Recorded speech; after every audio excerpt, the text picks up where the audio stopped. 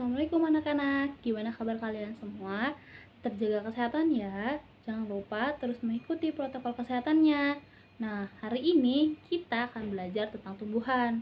Masih ingat gak sih kalian bahwa tumbuhan itu dapat diklasifikasikan menjadi kelompok tumbuhan tidak berpembuluh dan juga kelompok tumbuhan berpembuluh atau Tracheophyta. Nah, tumbuhan tidak berpembuluh meliputi tumbuhan lumut, sedangkan tumbuhan berpembuluh meliputi tumbuhan paku atau Pteridophyta dan tumbuhan berbiji atau Spermatophyta. Nah, tumbuhan berbiji dapat dikelompokkan lagi nih jadi tumbuhan berbiji terbuka atau gimnosperme dan tumbuhan berbiji tertutup atau angiosperme. Nah, pada bagian ini kita akan mempelajari lebih dalam tentang tumbuhan berpembuluh. Sebagai makhluk hidup, tumbuhan melakukan berbagai banyak proses kehidupan, dan untuk melakukan berbagai proses tersebut, tumbuhan ditunjang oleh 3 organ utama, yaitu akar, batang, dan juga daun, serta organ tambahan yaitu bunga yang dapat menjadi buah dan biji. Nah, nggak semua nih tumbuhan punya keenam organ tersebut.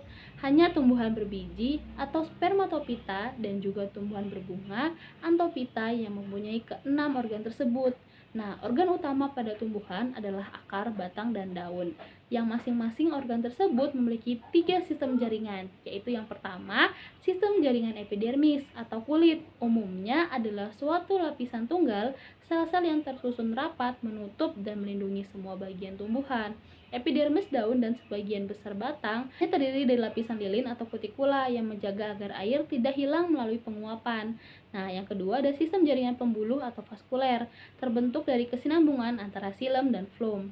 Yang ketiga ada sistem jaringan dasar, adalah bagian terbesar dari semua tumbuhan muda yang menempati ruangan antara sistem jaringan epidermis dan sistem jaringan pembuluh. Nah, fungsi jaringan dasar adalah untuk fotosintesis, penyimpanan, dan penyokong. Nah, yang pertama kita akan belajar tentang struktur dan fungsi akar. Akar merupakan organ tumbuhan yang umumnya berada di bawah permukaan tanah, tidak memiliki buku-buku, tumbuh ke pusat bumi atau menuju air, warna putih-putihan atau kekuningan, dan memiliki bentuk meruncing. Nah, pernah nggak sih kalian dengar tentang sistem perakaran? Coba perhatikan deh gambar di sebelah ini. Terdapat 2 sistem perakaran pada tumbuhan, yaitu sistem akar serabut dan juga tunggang. Tumbuhan monokotil seperti padi, jagung, dan rumput memiliki sistem perakaran serabut. Sebaliknya, pada tumbuhan dikotil seperti kacang tanah dan mangga memiliki sistem perakaran tunggang. Nah, akar memiliki fungsi untuk menambatkan tumbuhan pada tanah atau medium tumbuhnya, menyerap air dan mineral dalam tanah atau pada medium tumbuhnya.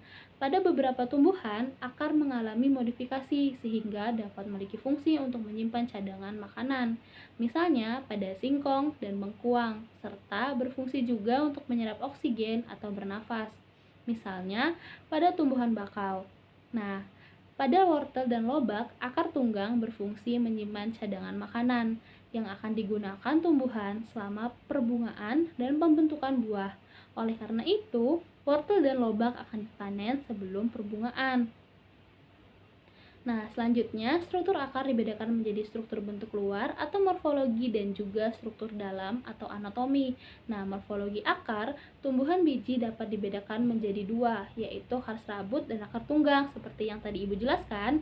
Nah, bagian-bagian akar adalah pangkal akar, batang akar, rambut akar, bulu akar, ujung akar, dan juga tudung akar. Sedangkan anatomi akar yaitu susunan anatomi penampang melintang akar dari luar ke dalam, yaitu ada epidermis, korteks, endodermis, dan selir pusat atau disebut dengan stele. Nah, penyerapan air dan garam mineral terutama terjadi pada rambut pada ujung akar. Penyerapan air dan mineral dipengaruhi oleh derajat keasaman, pH, suhu, dan jenis tanah. Air dari tanah berpindah ke dalam sel secara difusi dan osmosis. Difusi dan osmosis adalah perpindahan molekul dari konsentrasi tinggi ke konsentrasi rendah, itu disebut dengan difusi. Sedangkan osmosis adalah endodermis, yaitu lapisan paling dalam pada korteks yang membentuk perbatasan antara korteks dan stele. Di dalam endodermis terdapat lapisan paling luar atau stele yang akan berpindahan molekul-molekul air dari daerah yang lebih banyak airnya atau kurang pekat ke daerah yang lebih sedikit airnya atau lebih pekat. Selanjutnya, kita akan belajar tentang struktur dan fungsi batang. Batang umumnya berbentuk panjang, bulat, seperti silinder, memiliki ruas luas atau internodus yang masing-masing dibatasi oleh buku-buku atau nodus. Nah, pada nodus inilah tempat melekatnya daun dan tunas. Batang memiliki banyak fungsi, antara lain yang pertama, menyokong bagian-bagian tumbuhan yang berada di atas tanah dan sebagai jalan pengangkutan air dan mineral dari akar menuju daun, dan juga jalan pengangkutan makanan dari daun ke seluruh tubuh tumbuhan. Nah, pada beberapa tumbuhan, batang dapat mengalami modifikasi nih dan fungsinya sebagai tempat menyimpan cadangan makanan, misalnya pada tumbuhan tebu dan kentang, dan juga rimpang kunyit. Nah, selanjutnya morfologi batang. Batang tumbuhan itu berkayu keras, tebal, dan panjang. Pada umumnya batang dikotil bercabang, sedangkan batang monokotil tidak bercabang. Nah, morfologi batang terdiri dari buku atau nodus, yaitu titik di mana daun melekat, ruas atau internodus, bagian batang di antara buku-buku, tunas aksiler atau sudut yang terbentuk antara masing-masing daun dan batang yang berpotensi untuk membentuk cabang, terus tunas terminal. Nah, pada tumbuhan muda berguna untuk meningkatkan pemaparan terhadap sinar matahari.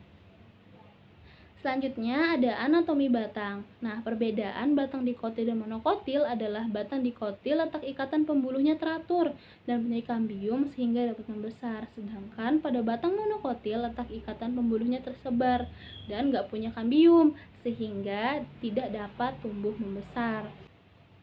Susunan penapang melintang batang dari luar ke dalam adalah epidermis, korteks, endodermis, dan silinder pusat atau stele. Nah, secara anatomi batang dari epidermis, jaringan pembuluh. Nah, jaringan pembuluh ini memanjang yang disebut dengan berkas pembuluh. Alat pengangkutan pada dikotil terdiri dari pembuluh kayu atau silem dan pembuluh tapis atau phloem. Nah, silem berfungsi untuk mengangkut air dan garam mineral dari tanah ke daun, sedangkan phloem berfungsi untuk mengangkut hasil fotosintesis.